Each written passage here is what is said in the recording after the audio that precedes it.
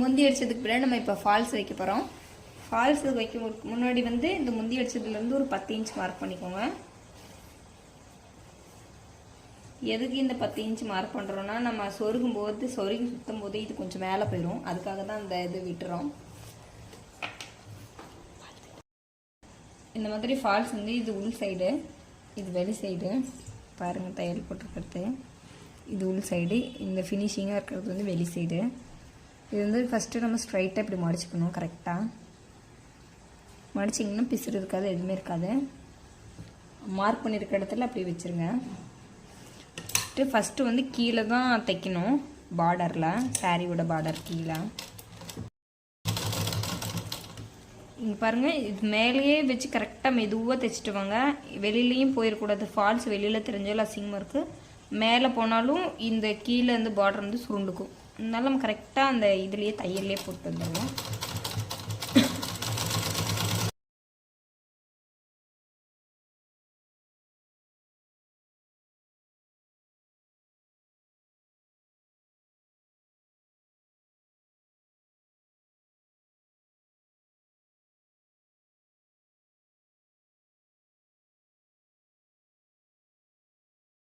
பாருங்கள், எண்டு வரும்போது அதே மாதிரி ஃபஸ்ட்டு ஃபோல்ட் பண்ணி தைச்ச மாதிரி இதையும் இப்படி கரெக்டாக மடித்து இந்த இடத்துல கடைசியில் லாக் தையல் போட்டுருங்க.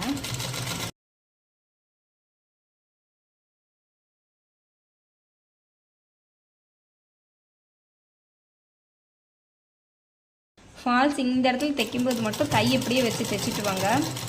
இப்படியே வச்சு அமுக்கி தைக்கும்போது உங்களுக்கு இந்த இடத்துல ஃபால்ஸ் வந்து தூக்காது. சாரியோட சாரியாக இருக்கும், நீட்டாகவும் இருக்கும் ஃபினிஷிங்.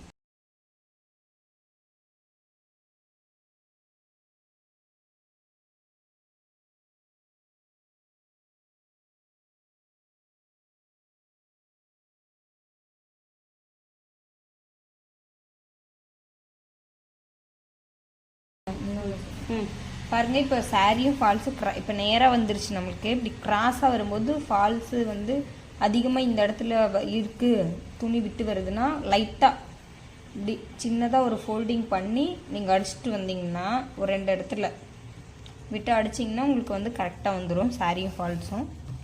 இப்போ ஃபினிஷிங் வந்துவிட்டோம். நம்ம அதே மாதிரியே ஃபோல்டு பண்ணி கரெக்டாக அடித்தா வேலை முடிஞ்சிச்சு.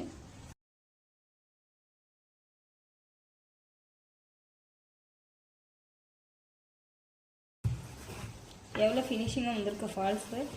ஒரு இடமாவது தூக்கியிருக்கான்.